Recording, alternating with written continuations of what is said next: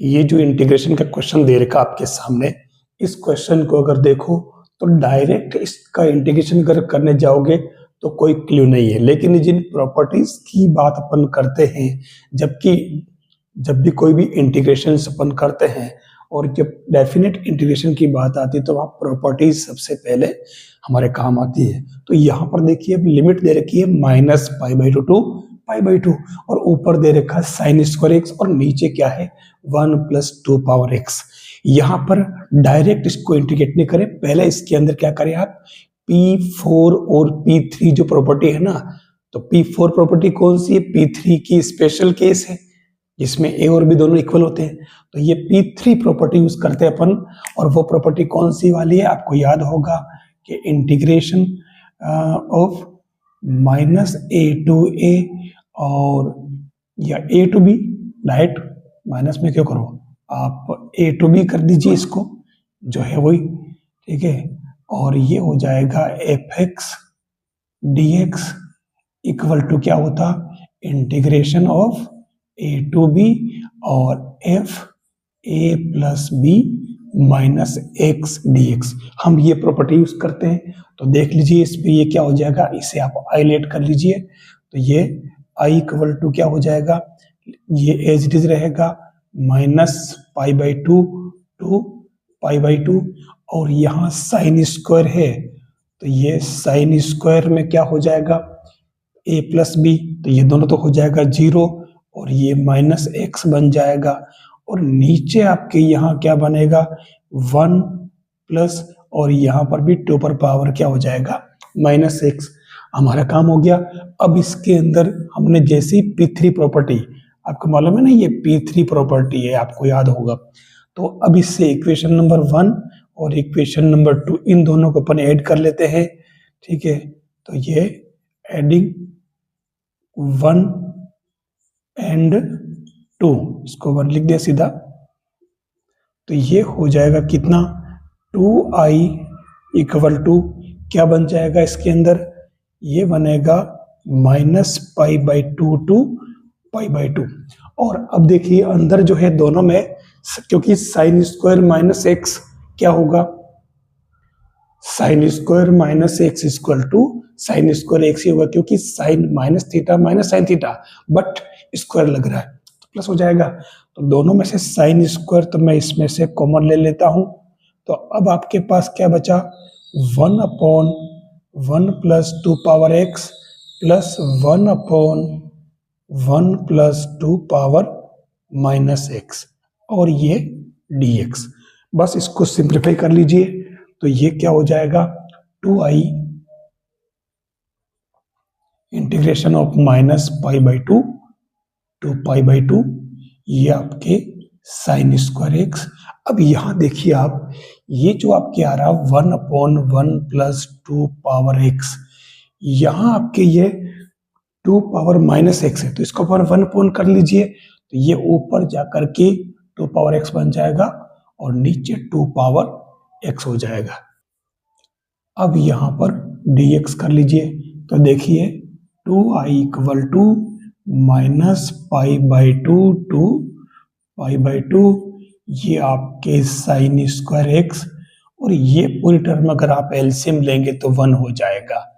आपके पास में क्या बचा साइन स्क्वायर एक्स, तो अब इसे आप क्या करो 2i इक्वल टू, और साइन स्क्वायर का इंटीग्रेशन करना है और ये इवन फंक्शन है, तो आप डबल करके और लिमिट को 0 to π/2 कर दीजिए, तो ये हो जाएगा क्या साइन स्क्वायर एक्स dx। ये 2i साथ में इसलिए चला रहा हूं कि ये 2 लास्ट में अपन भूल जाते हैं, तो भूले नहीं इसके लिए साथ चला रहा हूं। अब इस 2 को इससे उड़ाओ मत, इस 2 को साथ में डाल करके और इसे आप क्या लिखोगे, वो नीचे तो अपन ने 0 कर दिया था π/2 और ये 2 साइन स्क्वायर क्या होता है 2 sine square x equal to 1 - cos 2x। ये मैं अक्सर आपको बताता रहता हूं, लगभग मतलब 90% वीडियोस के अंदर मैंने इस चीज को यूज किया है, ध्यान रखना बताया है, तो आप ध्यान रखें। ये 1 - cos 2x और इसका इंटीग्रेशन कर दीजिए तो ये हो जाएगा 2i इक्वल टू और ये x माइनस ये साइन 2x अपॉन 2 लिमिट क्या हो जाएगी आपके 0 टू पाई बाई 2। तो ये 2i इक्वल टू क्या हो जाएगा, पहले इस पे रख दीजिए तो ये pi by 2 minus 0 minus 1 by 2 और अब यहाँ देखिए साइन x की जगह पाई बाई 2 पुट किया तो 2 से 2 कैंसल, ये पाई माइनस साइन 0 तो सेकेंड टर्म पूरी कैंसल। तो देख लीजिए आपके ये i इक्वल टू क्या आ गया पाई बाई 4 इसमें रिक्वायर्ड आंसर आ रहा है। तो हमने यहाँ क्या किया, यहाँ अपन ने P3 प्रॉपर्टी से स्टार्ट किया था ताकि ये 1 प्लस 2 पावर x जो है जिसमें अलग तरह का फंक्शन आ रहा था तो इसलिए इसको अपन ने इससे रिमूव कर दिया। तो बस प्रॉपर्टीज ध्यान में अगर रहे तो हम सारे क्वेश्चन कर सकते हैं। लीजिए आपके सामने नेक्स्ट क्वेश्चन है और ये क्वेश्चन देखिए पावर इतनी बड़ी बड़ी है और इसका इंटीग्रेशन करना है, पूरा फंक्शन ही एकदम कॉम्प्लिकेट लग रहा है नहीं, थोड़ा सा अपने सेट करना पड़ेगा क्योंकि यहाँ और कोई डायरेक्ट क्लू नहीं दिख रहा आपको। तो करोगे क्या, 2x power 12 plus 5x power 9 और नीचे दे रखा है x power 5 plus x cube plus 1 और होल क्यूब। डायरेक्ट आपको कुछ पता नहीं चलेगा लेकिन हमें यहाँ थोड़ा सा टर्म को देख करके एक आइडिया लगाना पड़ेगा कि हम इसमें सेट कैसे करें। जरूर इसमें किसी न किसी टर्म को थोड़ा सेट करने से या कुछ लेट करने से ये एक क्वेश्चन इजी हो जाएगा। देखिए अब यहाँ क्या करें अपन, इसमें काम करो आप ऊपर नीचे x की पावर 15 से डिवाइड करो। 15 क्यों, क्योंकि देखो यहाँ 12 है यहाँ 9 है और नीचे 5 और 3, तो 15 करने से क्या होगा कि पावर 3 तो बाहर आ जाएगी। कैसे, जैसे मैं पहले इसको लेट कर लेता हूँ i, तो ये i इक्वल टू हो जाएगा इंटीग्रेशन और यहाँ हो जाएगा 2x पावर 12 5x पावर 9 और इसको आप डिवाइड कीजिए x की पावर किससे 15 से। ठीक ऐसे ही आप नीचे भी 15 से करोगे तो मैं इसे क्या कर रहा हूं x की power 5 plus x cube plus 1 और इसका चलो इस पर पावर 3 है तो मैं इन सब के नीचे x की पावर 15 की जगह 5 कर लेता हूं और यहां मैं होल क्यूब कर लेता हूं। ठीक है, अब हो गया सेट। देखो आप ये 15 हो रहा पावर। अब ऐसा करने से चलो मैं dx तो लगे देता हूं। अब इसमें i इक्वल टू क्या हो जाएगा इंटीग्रेशन, या x पावर 15 से डिवाइड करोगे तो ये टर्म क्या बनेगा 2 अपॉन x की पावर कितनी 3 फिर प्लस 5 अपॉन x की पावर कितनी कितनी 6 हो जाएगी, है ना, डिवाइड कर लिया। अब इसमें ये तो बाहर आप पढ़ा दीजिए, इसको dx लिख दीजिए और नीचे क्या हो जाएगा सेम ऐसे ही अंदर। ये देखो आप ये पहले वाली टर्म तो बन गई 1 और ये हो जाएगा 1 अपॉन एक्स स्क्वायर और ये लास्ट वाला हो जाएगा 1 अपॉन एक्स पावर 5 और ये होल पावर 3। देखिए अब इसके अंदर देखो स्क्वायर आ रहा है तो यहाँ एक्स क्यूब आ रहा है, या 6 आ रहा है, देखो या x5 आ रहा है। हम इस अंदर वाले को अगर कुछ लेट कर लेते हैं तो ऊपर वाली टर्म सेट हो रही है।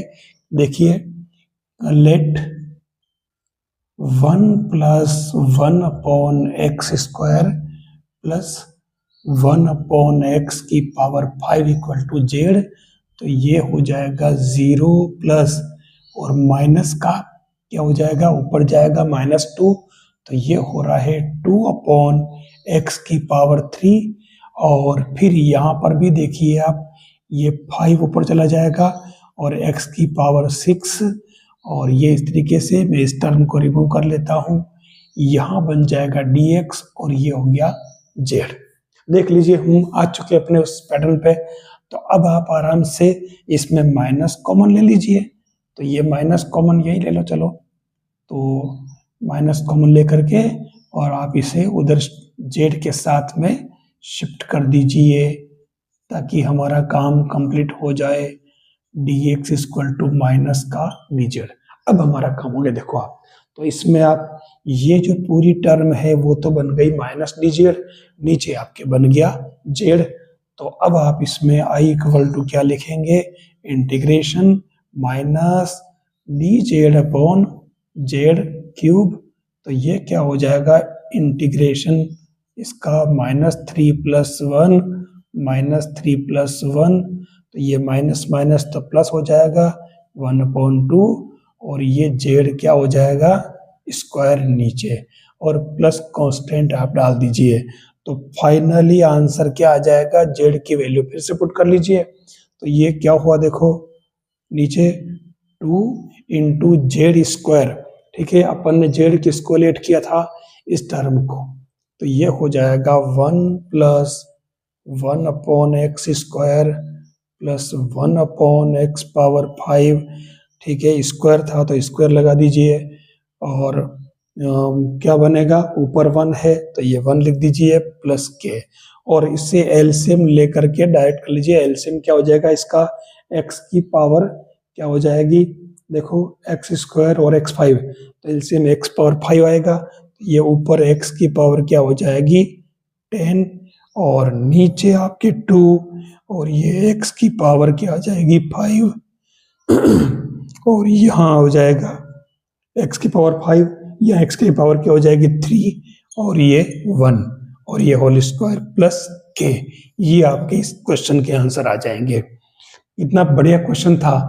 ऐसे जब बार बार कम क्वेश्चन दिखे, थोड़ा सा आप माइंड यूज कर लीजिए, क्वेश्चन सोल्व हो जाएगा, कहीं ना कहीं आपको क्लू मिल ही जाएगा। लेकिन ये सारे क्लू मिलने के पीछे रीजन क्या है, क्यों जल्दी से क्लू मिल जाता है और कुछ लोगों को क्लू नहीं मिलता है, इसके पीछे रीजन आप बताएं कमेंट करके कि ऐसा क्या रीजन है कि ये तुरंत क्लू मिल जाता है और बाकी कुछ लोगों को नहीं मिलता।